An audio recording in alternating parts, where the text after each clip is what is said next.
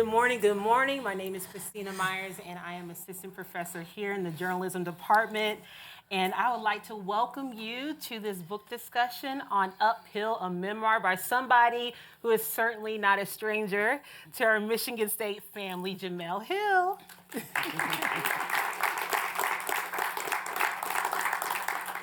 A native of Detroit and a 97 journalism grad, Hill is an Emmy Award-winning former co-host of ESPN SportsCenter, a 2018 National Association of Black Journalists Journalist of the Year, and a contributing writer for The Atlantic, where she covers the intersection of sports, race, politics, and culture. She's also the producer of a Disney ESPN documentary with Colin Kaepernick, host of the Spotify podcast Jemele Hill is Unbothered, and creator of the Unbothered Network, a podcast network created in partnership with Spotify that elevates and centers the voices, stories, and agency of Black women fully and completely. So long story short, she's handling her business. I have a lot of jobs. She currently resides in Los Angeles with her husband, Elin. Again, it's a great pleasure to join you. For you to be here today, we're so excited. Again, please show her some love. Yeah, I was trying to think of the last class I had in here. Oh. Like which one? It definitely wasn't Journalism 300. It wasn't 200. I feel like it was the media law class that was taught by Sue Carter. Media law. I think it was in this room. Oh, wow. So how did that go? Obviously great for you. My journalism grades were never an issue. It's the things outside of the School of Journalism that were more of an issue. We're not getting into it today. Yeah. First, let me say I really enjoyed reading your memoir because, you know, there's an adage, and especially in the Black church, you may see my glory, but you don't know my story. Right? Okay. And I feel like that's what you gave us in this memoir. You took us on a journey of healing, really confronting and dismantling these intergenerational traumas, and also just story of this little Black girl from Detroit who found her voice at an early age and has now become a voice for the culture, truly. Well, I'm glad you got all of that out of it. I mean, when you set out to write a memoir, I think you have to decide, at least for me, I had to decide before I started it, like how honest am I gonna be, how transparent am I gonna be?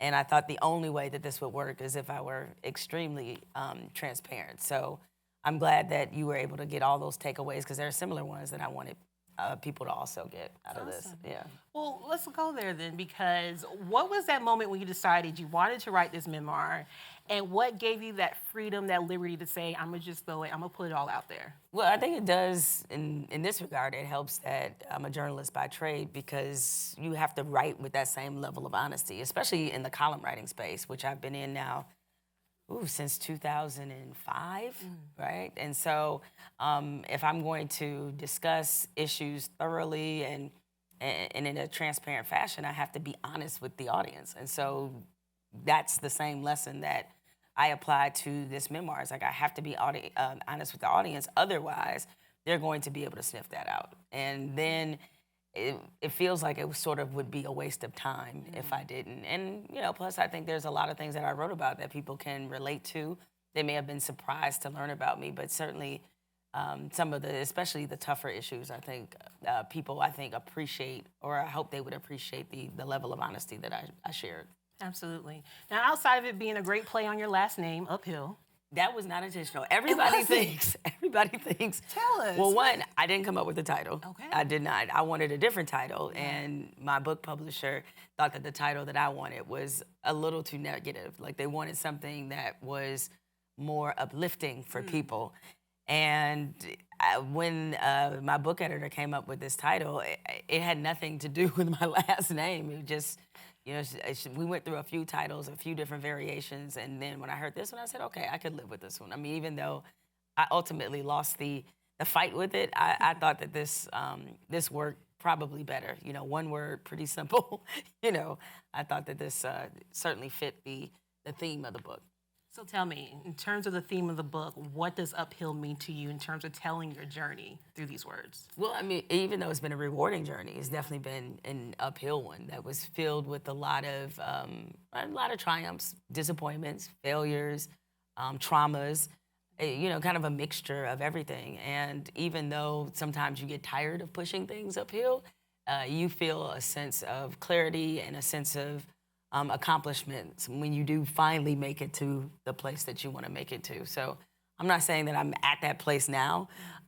Sometimes that's hard for me to determine and to judge, but I think with everything that I've been able to accomplish, some of the things that I've been through, I'm at the place that I'm supposed to be. Oh, amen, where you're supposed to be. I'm supposed to be. Awesome. It seems that you made a very conscious decision in writing your story by introducing us to women in your life who have been very impactful, your grandmother and especially your mother.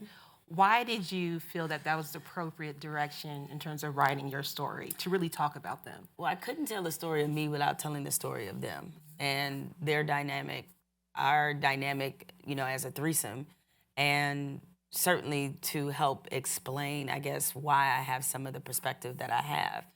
And even though I knew that by sharing their stories that obviously I was opening up, kind of a lot about their lives, but I can't separate them because these were the two most influential women in my life. So despite some of the issues that they may have had, there was always, there was a lot of very good that they instilled in me that had they not, I wouldn't be sitting here right now.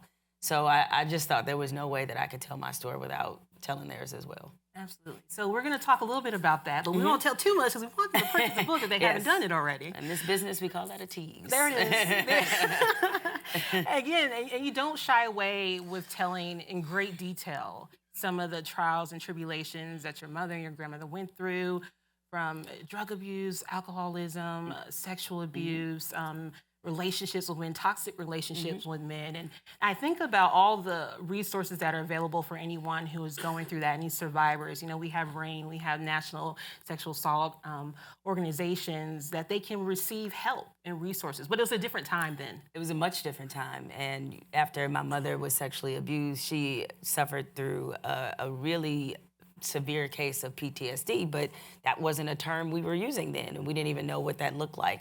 And certainly there were mental health services that were just not available to her. And even thinking about the mental health conversation in our community was way different then. We're talking about the mid-'80s, early '90s, and it was such a stigma about mental health. I mean, therapy was something Black people didn't do, and that was kind of understood. And certainly a lot did not have access to it, and especially not at the income level that we were at. So my mother was unable to heal her trauma. So it went untreated. And as a result, that engineered a lot of her drug use. And even with my grandmother, I mean, there was some traumas that she experienced that went unhealed. And especially a woman of her generation. I mean, my grandmother was born in 1929. And the idea of taking any time to combat or deal with your mental health was just non-existent.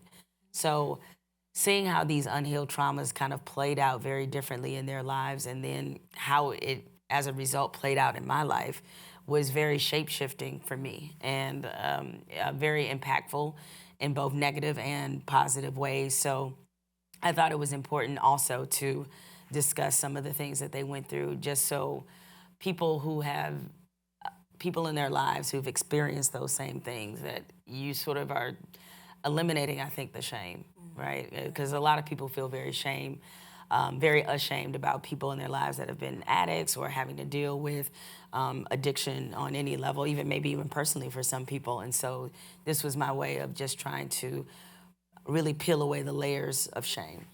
And I appreciate that too, because again, that level of honesty, really sharing light, because a lot of people are going through this, right? And especially in our community, like you said, it's the idea of seeking that help, right? And seeking therapy, mental health work is something that as a community we need to work on overall. I'm curious, when you sat down interviewing your mother for this book, first of all, can you talk to me about whether you saw things differently, some of those memories differently, and secondly, did this open up any old wounds, and/or was this a process of healing? Well, it was a series of interviews, so it wasn't just one, because given what some of the subject material was, I wanted to be very deliberate about how I talked to her, and because ultimately I'm asking her a lot about some of the worst moments of her life, right? So I had to handle that very delicately. And so we sort of started the conversations in more fun and upbeat places. I think probably, a lot of the journalism professors in this room and even the students, it's sort of the bit of the softball approach where you start light and you might get heavier, right? Because just in case that person wants to get up and leave the interview, you want to make sure that you at least have enough to cover before anything disastrous, right? Before they run, anything disastrous happens. So there were some incidents. One, there were more than a few I didn't even know about. There were some we remember differently, but in very funny ways. The story, if you all have read the book or will read the book that I tell about when she discovered my diary, we remember that a lot differently. And we laughed about it quite a bit because it was something that she claims I said to her that I'm just like, I just don't see myself saying that. But if you say so, I'll allow your version to be the final word on this. So there was definitely some of that. And while I had forgiven my mother a long time ago, and we got to a very healed place, there were some things that she disclosed that did allow me to extend her even more grace than I think I already had been extending her. And as I told her, I was like, you have a powerful testimony unto yourself. You should write your own book, really. Because I think a lot of the things that she's been through, much of which did not even make this book, I think a lot of people would be very inspired by the fact that she's even here. Absolutely. Mm-hmm. So it's one thing interviewing her for the book, and then it's when it's printed out on pages. That's true, because Tell me about that. As every journalist knows, it does hit differently when they see it in print. Absolutely. Right? You can have a great conversation with somebody or one that is really deep and thoughtful, and then they see the words on the pages, and that's a different scenario. So when I let her read a very early version of the book as it was still going through edits, there were some things she wasn't real happy about. Right. Yeah, I have to say there was a few things that we had to reach some common ground on. But ultimately, she knew going into this process that this was from my perspective. And even though she was a significant part of the book, I think I said to her at one point during a tense exchange that I was like, well, it's my name on the book. It's not a shared experience necessarily, even though you're in the book. But when everything was all said and done, I think she was very happy with it, very proud of it. And it was healing, I think, for her, especially as we've been able to do some media together. And when we did Red Table Talk, like, we'd never been interviewed together. And she had such a fantastic experience. We both did, but I think it really was something that was very impactful for her. Absolutely, and like you said, she certainly has a testimony. And with all that she went through, of course, you talk about how she earned her master's degree, and she's just... She is more degreed than I am. Come on, degree. Yes, she is degreed. Yeah, definitely. I mean, that's to go back at the age that she went back first to get her bachelor's, then to get her master's. And I know the people in here that have their master's degree, what a very extraordinary process that can be.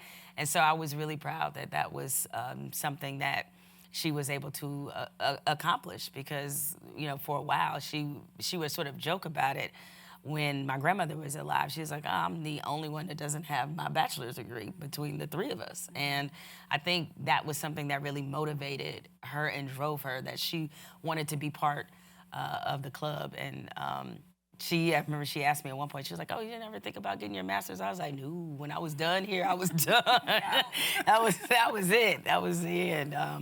But I think that's just a testament to her fortitude and to her strength that she was able to accomplish that, starting, I guess, in her 50s. Yeah. Absolutely. Well, speaking of your time here, on page 95, you state, college had given, you saw that, right? You saw well, the specific page, okay. Just in case you wanted to mark it down. I know, right? Everyone flip open your books. Flip open your book to page 95. Apparently there's Third some paragraph. on there. Okay. College had given me the space I needed to discover who I was, independent of my mother's addiction.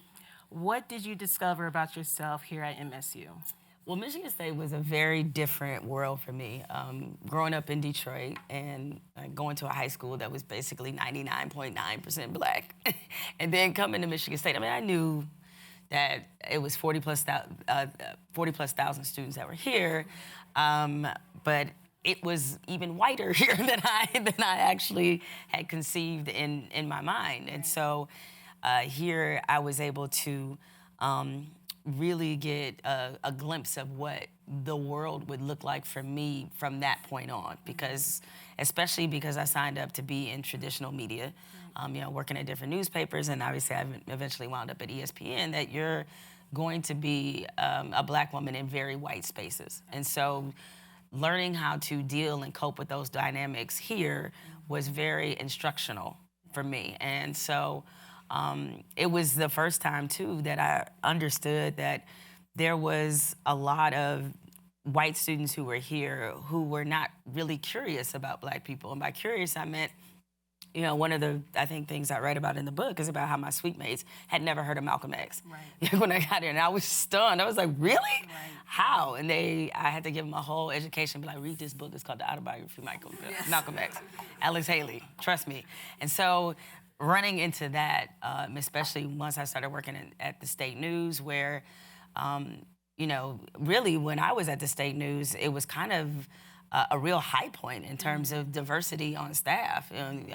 The editor-in-chief, Suzette Hackney, Black woman, the first one in history. I know we have the second now. And so she was there. It was a lot of other Black staffers. It was a very multicultural group.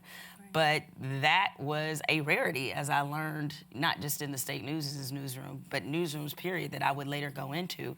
And so one of the things that I think was helpful for me is coming from Detroit and being in those spaces of it being majority Black gave me a sense of my own identity. So when I got here, I was very rooted in it.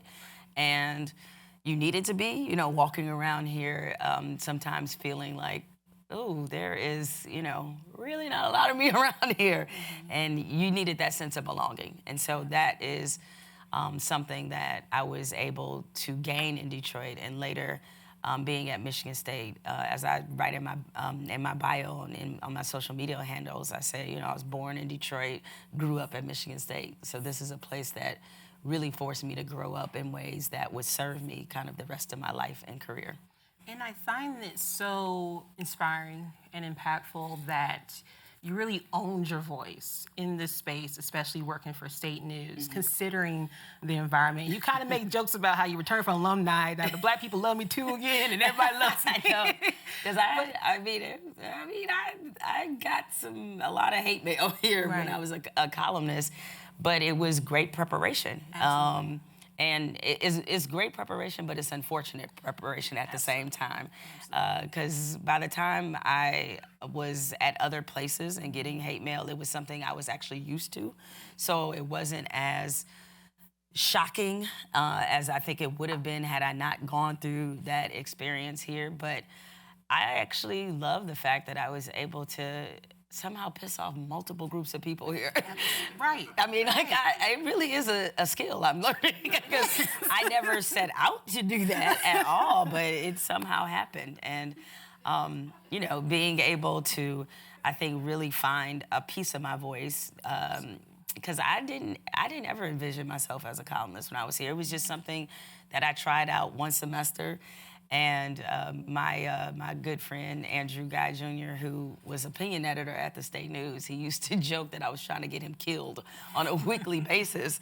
And he told me all the time, like, no, you really could do this. And I was like, I don't really want to do that. I don't think I have the sort of the stamina that it takes to constantly have an opinion. And as they often say, you make plans and God laughs. Absolutely, absolutely.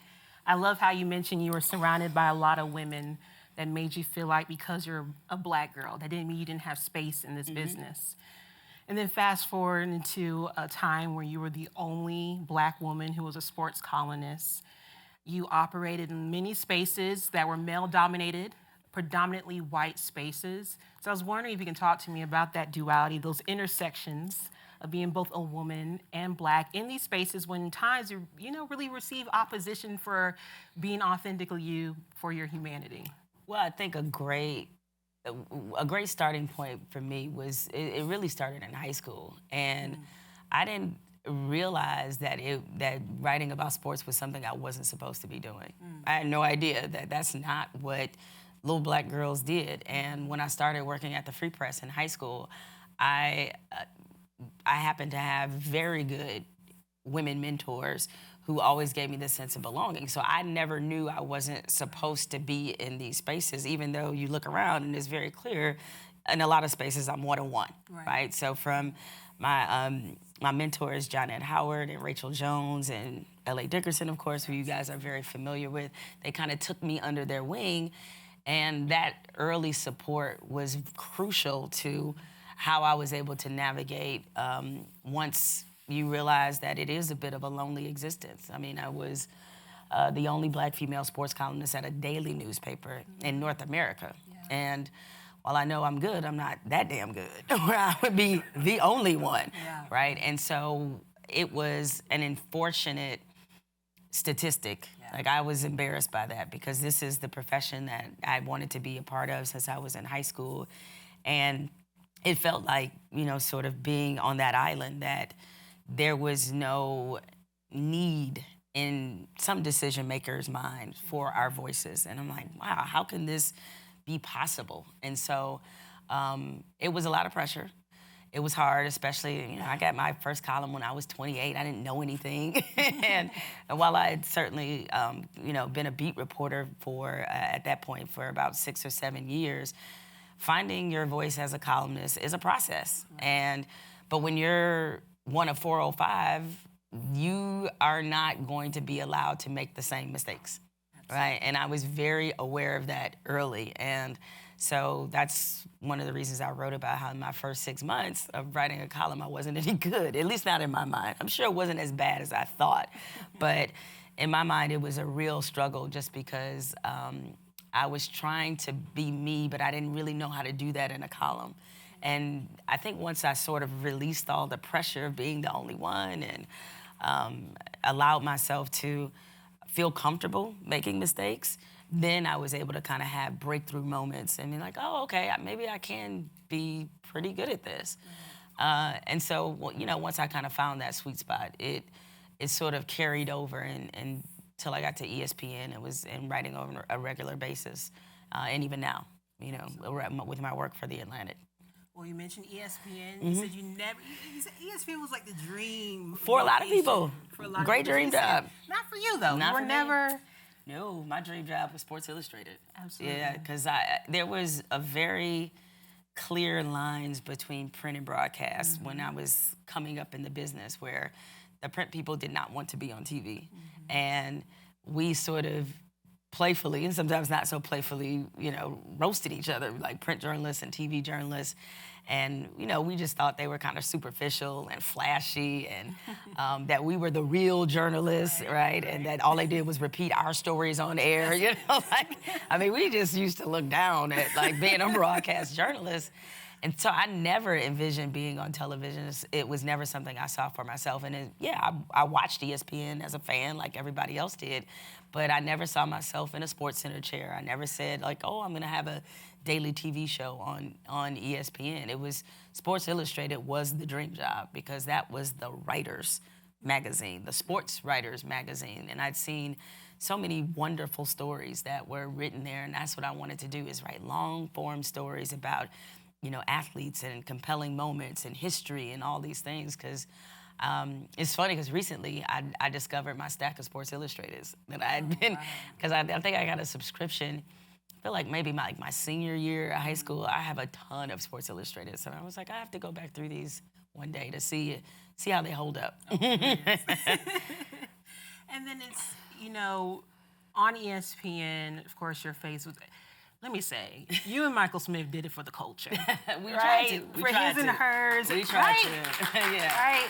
It was so refreshing to see y'all in that space, being authentically you, and you really did bring Black viewership into ESPN. Then you had the opportunity to go on to SportsCenter, the 6, and you were applauded for bringing in that Black leader viewership. But then there came a point. Well, we were not applauded. Right, and you talk about that was a time period when ESPN was looked at being too liberal. Yeah. And you also talked about how on page 201, just in case anybody wants to flip there, you describe when your leadership discussed bringing in a white conservative commentator as an option to bring balance. Yeah. And desired viewership. And you say, we knew it wasn't about what was best for the show.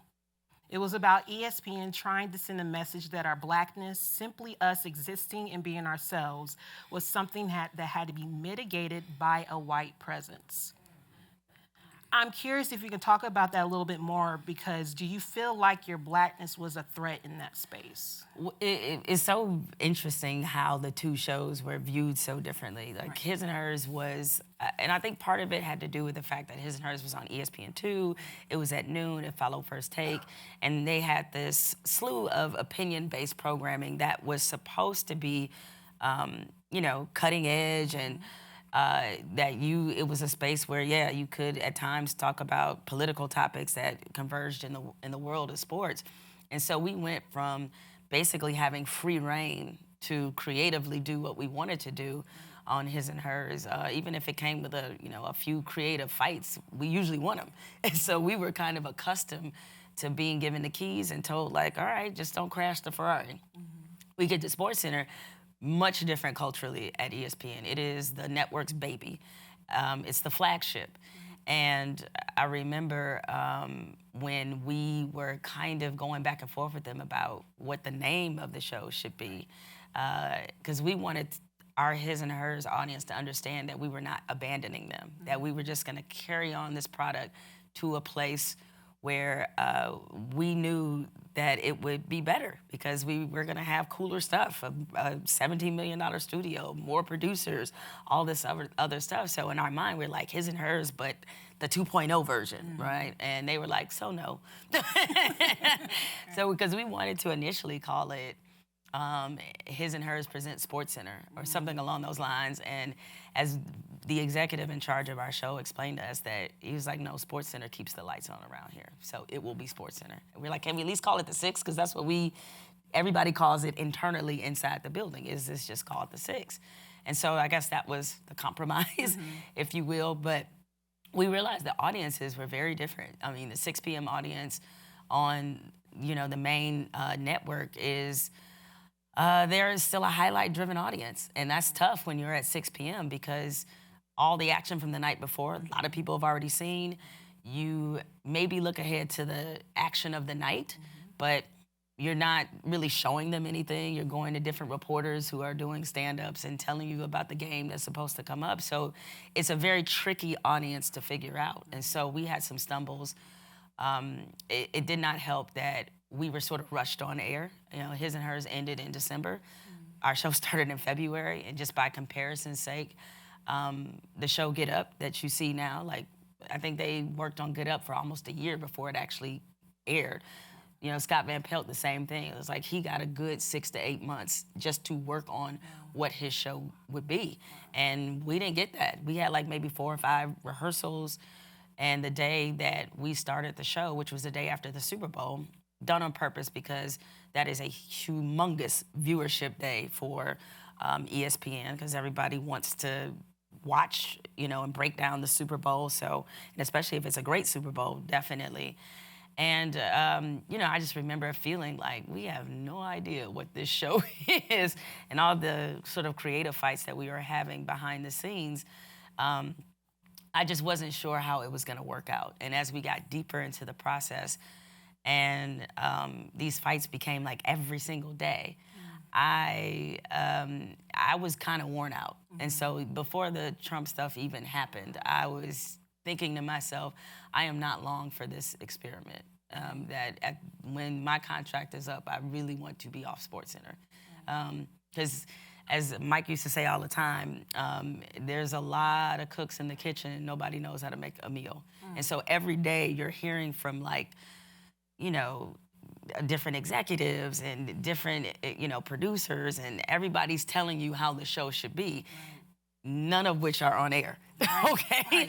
Right? And so it just is like, okay, so I know they know the SportsCenter audience, but we told them we do not want to do traditional SportsCenter. And eventually we had a very big leadership change that happened sort of halfway through the time there. And it was somebody, it was, two people really who never would have put Mike and I in those anchor chairs.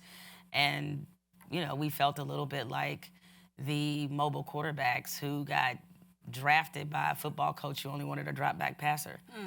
We're like, this is philosophically not going to work. So, it was just a very draining process to go through that every single day. And to the point where just doing the show just wasn't fun anymore. And I know people often are startled when I say SportsCenter was the worst job I had at ESPN. But I mean that just from the standpoint of we never got to do the show that we wanted to do. And certainly the way the exit happened, when you don't leave on your own terms, it's kind of hard to feel good about it. There were certain things we definitely accomplished on that show that will never be done on SportsCenter. Like, nobody else is gonna do the entire Different World theme as the SportsCenter introduction. That's never gonna happen. Classic. Yeah, Classic. and to get all the actors from a different world in it, like it's not gonna happen. So we were very proud of those few battles that we won, but it took me a long time to really reflect on that properly because it felt like we lost the war. But in you feeling like you lost the war, you can definitely tell, especially as a viewer, you can see the relationship between you and Michael was solid, right? You can see that brotherhood, sisterhood. But then to read it in your pages about how y'all we're sticking through this, we're together. If you're not going to be on the show tonight, I'm not going to be on the show tonight either. And I thought that was so beautiful to see. Despite all the turmoil, you definitely had someone right there with you the whole time. Oh yeah, I mean when we started our TV partnership, or I should say, it started really from a podcast. So when we started our media partnership together, we, while we didn't see everything the same, we were very like-minded. And we started from the place of, if we cannot be us, we'd rather walk away. And because we maintained that throughout the whole process, that when it came to some of the things that I went through, it was understood that he was gonna be right there because we were in it together. Once we had sort of become this pair at ESPN, is that we had to fight these fights in lockstep. And so we always had each other's back. And I think that's why people loved us on television, because the friendship was genuine, it was real. We were friends before we ever had a television show together. And I think because of that relationship, people really enjoyed what we brought to television. Absolutely. And you mentioned some tweets about the former president.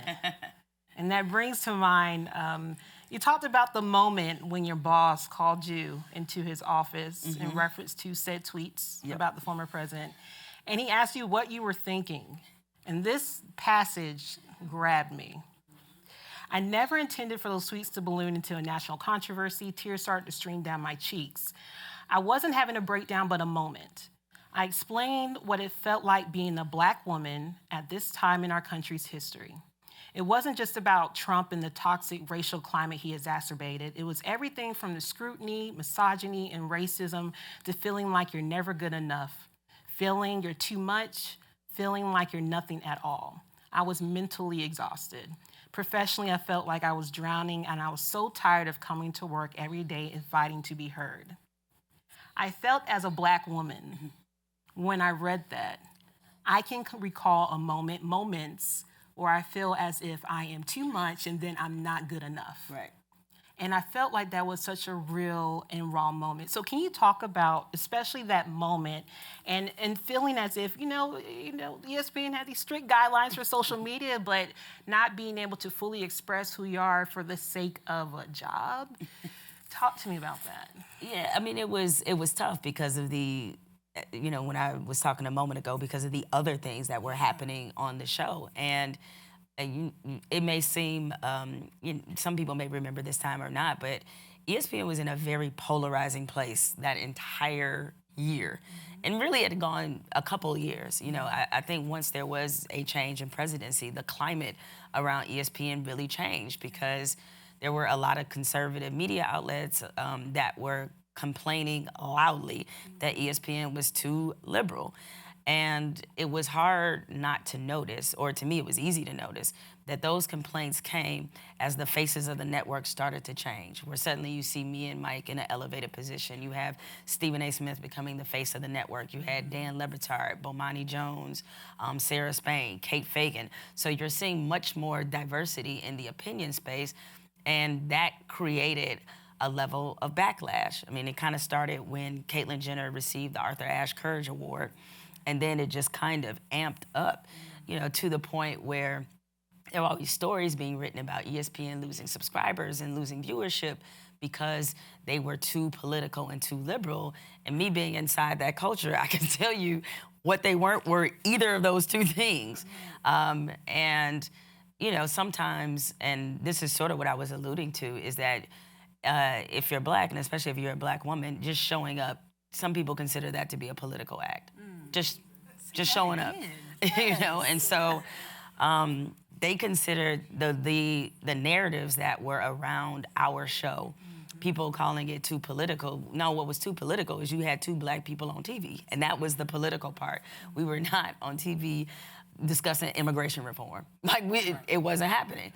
But that was the characterization of our show and a lot of shows that were on the network. So because of ESPN was in this very polarizing place, they were reacting to what I thought was a false narrative. The false narrative that it's too liberal and conservatives don't have a voice at ESPN. It's just, I don't even know what that means.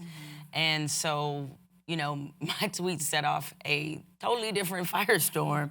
And that moment in the office was just me relaying just how tired I was of fighting that narrative of, you know, us reading all these false things about our show, and just, you know, in general, feeling as if a lot of the things they were doing to our show were based on trying to appeal to the white audience that they blamed us for losing, which also happened. I was like, so the white people haven't been watching this show for years, but the Black people show up and it's our fault, right?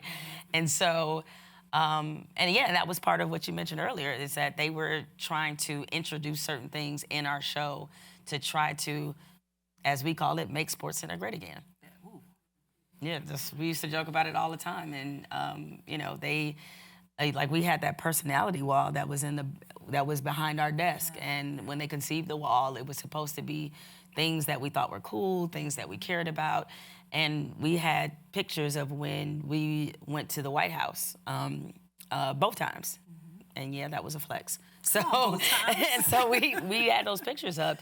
Those are the pictures they were concerned about. They weren't concerned about the Biggie poster and the John Carlos and Tommy Smith raising their fists. They didn't care about those. It was the Obama picture that they were worried about, because they thought that that was sending a message to this false narrative audience that ESPN is too liberal. And a lot of it, just for us, had to do with the fact, well, we were proud we got invited to the White House and that the president knew who we were. But also, I mean, he watched the network. Yeah, it was his stress relief. That's how he knew who we were. So that's a flex too. Yeah, that is too. So that should have been in any other time something they would be proud of. Absolutely. But in that time, they wanted to say like, oh no, we gotta be careful, so that they're appealing to what I thought was simply just a loud minority. Fast forward, because we want everyone who has not purchased the book to get the book and read it. The last paragraph of your memoir, you say in 2018 when NABJ honored me as Journalist of the Year, Reverend Jesse Jackson was the keynote speaker for the awards ceremony. There was something he said that I still can't get out of my head. Stop worrying about whether you have a job, the civil rights pioneer said. Talk to me about having a calling. His words connected with my soul because for over 20 years, I had never treated journalism as a job. I had always been my calling. It had always been my calling, and it always would be. I love that you call it your calling. And so by you acknowledging your career as your calling, your greater purpose, how do you plan to continue to position yourself to continue to live out your calling? Well, I think I'm trying to accept the seasons as they come. And so I think right now I'm in a season of ownership. And it's not a season I could have ever predicted, you know, when I was given that award. I think for so long, when you're in the space of being a journalist, you sort of think like a single-minded kind of individual company. And now that I have an opportunity to create some partnerships to amplify other people, I'm in that season of both ownership and, I would say, amplification. Because, I mean, I've had a really, really great career, and I'm certainly not putting myself out to pasture here, but as cool as many of the things I've been able to do, now to me it's about building something that other people can stand on. Yeah, because that certainly happened for me.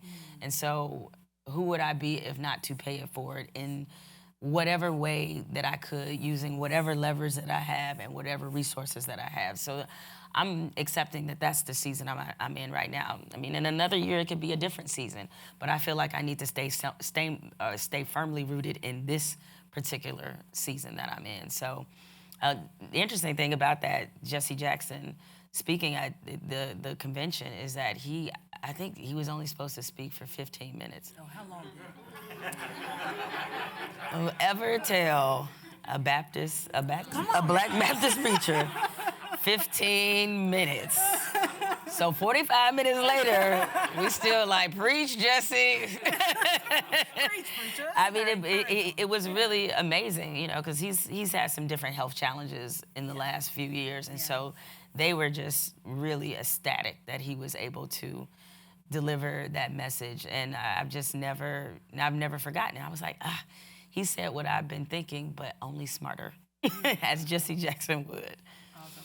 Well, we have a few more minutes because we want to get to the audience if they have some questions, but I have some rapid-fire questions before we get there. Okay. What inspires you? Ooh, what inspires me? Well, I guess to relate it back to the answer I just gave, what inspires me now is being able to create solid platforms for others. So the Unbothered Network is a perfect example of that.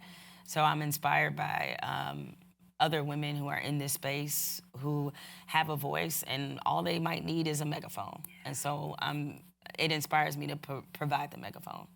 You love sports, but you said your first love was baseball. It's true. What's your walk-up song? Oh! I know for sure it's coming off Beyonce's Renaissance album. It might be Church Girl while you play it. It might be Church Girl. That might be it. well, last album you listened to with no skips. That is probably the Renaissance. Oh, it's definitely Renaissance, for What's sure. your go-to dance move? Oh, I don't have one. Really? I defy the stereotype. I'm the Black girl who can't dance. You don't like move the shoulder a little I mean, bit? I can two-step. Okay. Like, I'll two-step hard. Okay. You know, Okay. I'll do a shoulder bob, but I did not get that gene. Okay, that's okay, though, because you're still handling your business. I stay in my lane. Like, I got here, you right? right here, and that's it. Does Jemele Hill have a hidden talent? Do I have a hidden talent? Oh, well, I can bowl. Okay. Yeah, I took bowling here, you know. I mean, if you're everything here. Yeah, if you're a student, like, if you, easiest 4-point you'll ever get, boost that GPA. I was the TA for the bowling class, Really? too, yeah. Yeah, because in Michigan, you bowl because you got to figure out something to do when it's weather like this. Right. Yeah, Right. so yeah, I've been bowling since I was like 7, 8 years old. Okay. Complete the sentence. People would be surprised to know.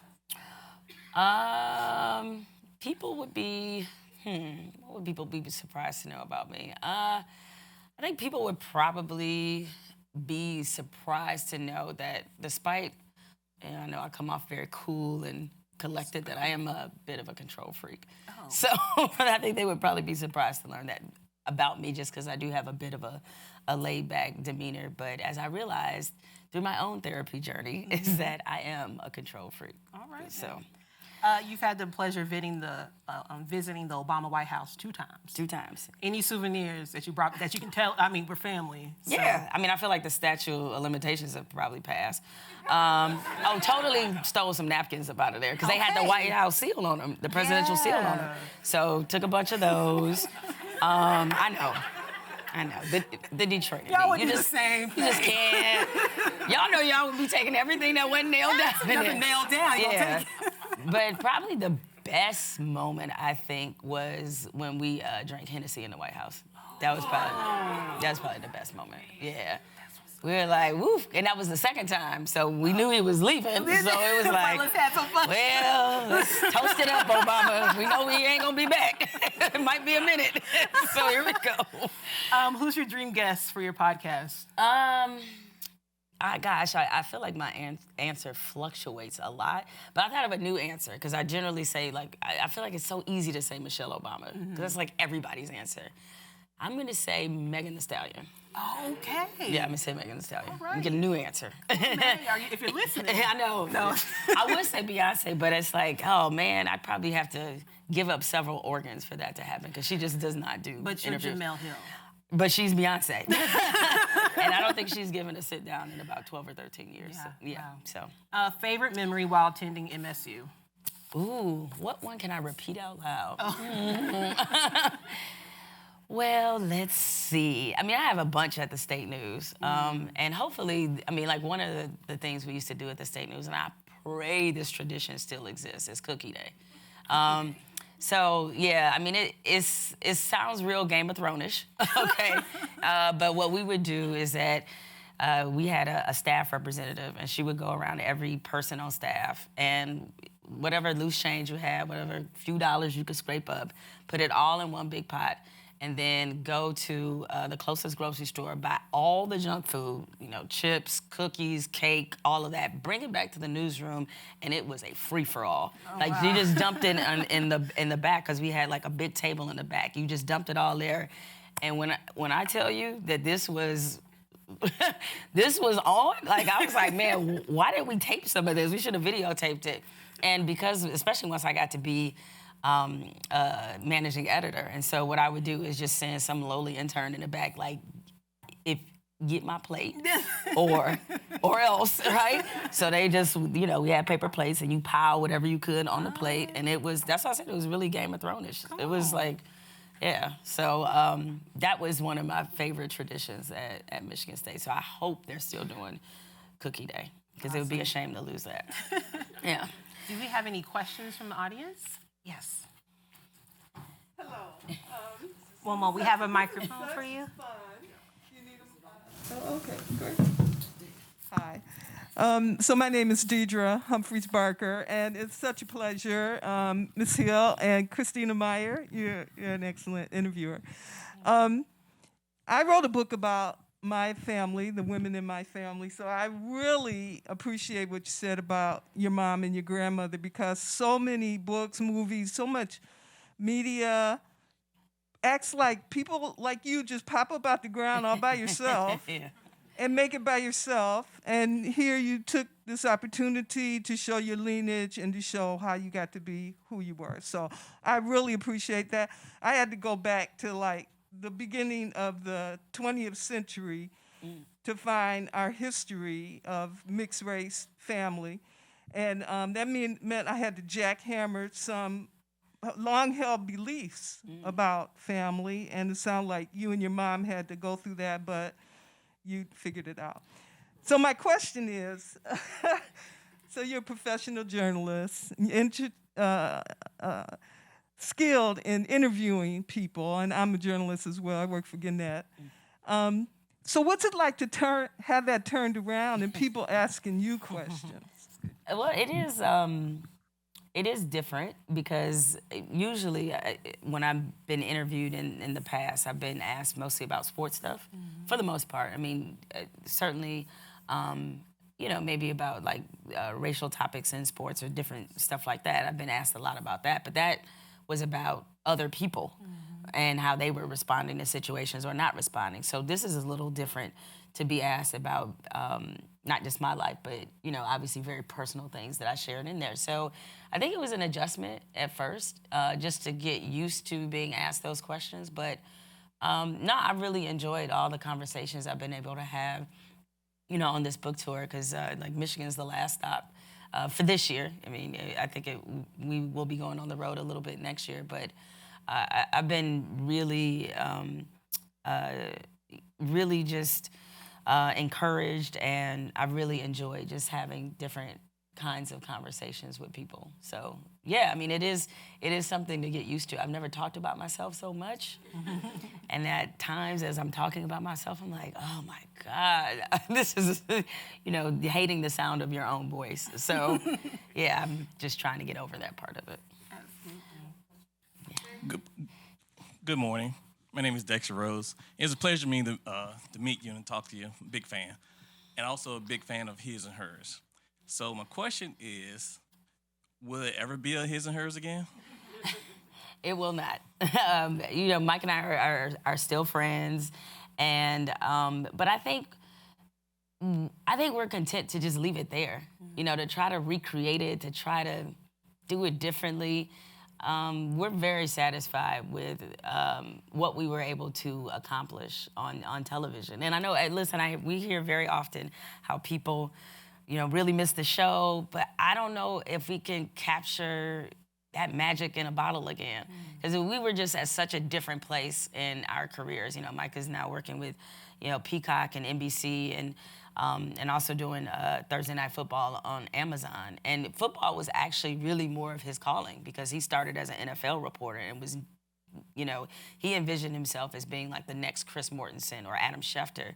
And so he kind of pivoted away from the NFL when we wound up developing our television partnership. So, yeah, I mean, I don't know if we can go back to that time because as I wrote in the book, we used to joke all the time, we selling tapes out the trunk. And it's hard to replace that level of ambitiousness that we had because we had such a chip on our shoulder. So we were just determined to do the craziest things possible on TV. And I don't know, I think it'd be really hard for us to recreate that. Any more questions? Well then, okay, yes. Come on, Jill. First of all, I wanted to just say thank you for coming. And we are so incredibly proud of you. People don't realize...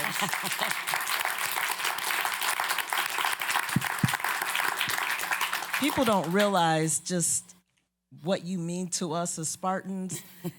And so I just want you to know how much we love you and thank you again for taking time out to spend a little bit of time with us up here in East Lansing because I know you didn't have to.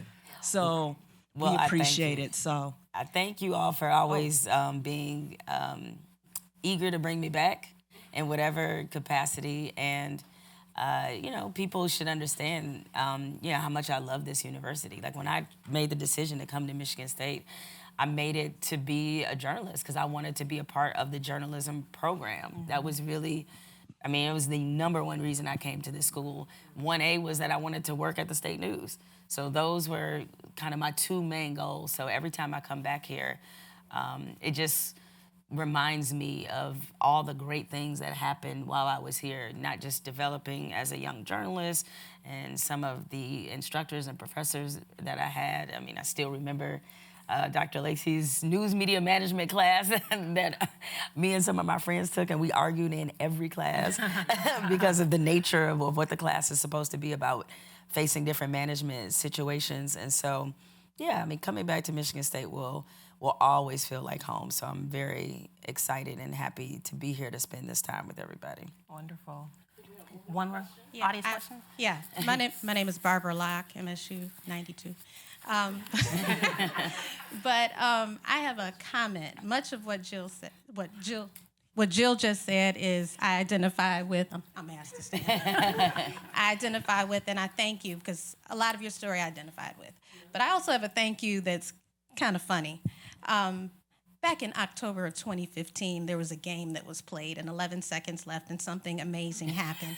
And I work amongst a sea of Wolverines. And you gave this commentary that talked about us reaching down and ripping out a part of your soul. And I got to work and I played that repeatedly for my colleagues. So I appreciate you giving me that moment of shine that I got to share, not only as a Black woman, but as a Spartan who appreciates you considerably. So thank you. I love your Twitter feed. It's one thing to obviously beat your rival. It's another thing to completely destroy them.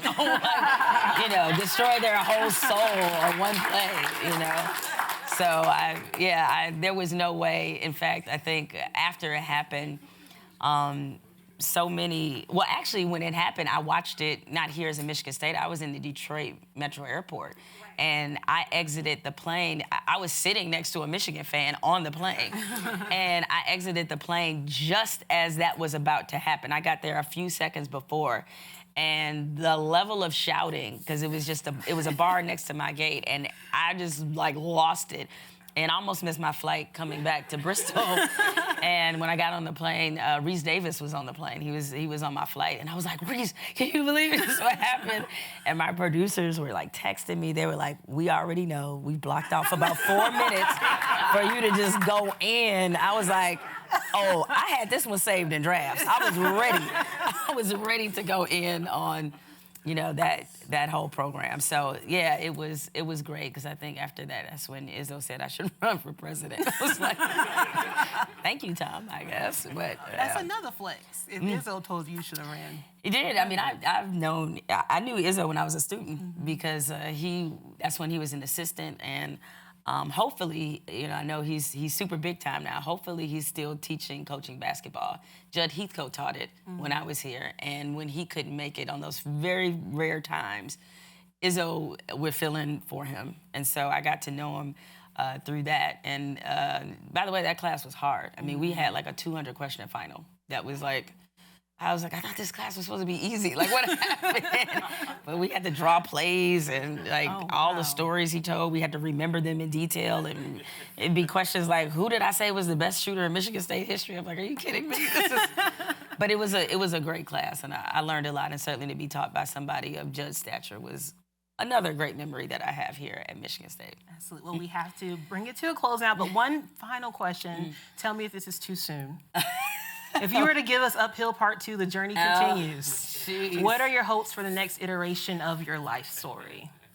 Well, I'm hoping there won't be a second memoir, but because I wrote this with the intention that there won't. But one of my friends who also wrote a memoir, she didn't expect to write a second one either, and she did. Gabrielle Union did not. That was not in the cards, but the first one was so widely popular, hint by the book, that there had to be a second iteration. But, I think if it was a second part to it, I think I'd obviously dive much heavier into what my life looks like, now. And, there's still challenges and different struggles that, I still face. But there's been, some really incredible moments. So I think maybe it wouldn't be called uphill, but maybe be called upbeat. I don't know, something like that. But yeah, I of course, all the best writers know that you leave them wanting more. Absolutely. Yeah, and so I hope when people finish it, that's the feeling that they have, that they would read more of it. Absolutely. Yeah. Well, that's how I feel. That's why I asked. If there'd be a part 2, I'm like, part 2. Ladies and gentlemen, please help me in thanking Jemele Hill for joining us today.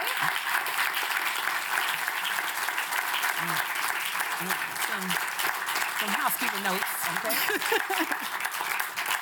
Again, we would also like to thank our campus partners who helped make today possible: Office of Institutional Diversity and Inclusion, Athletics, WKAR, and the College of Communication Arts and Sciences.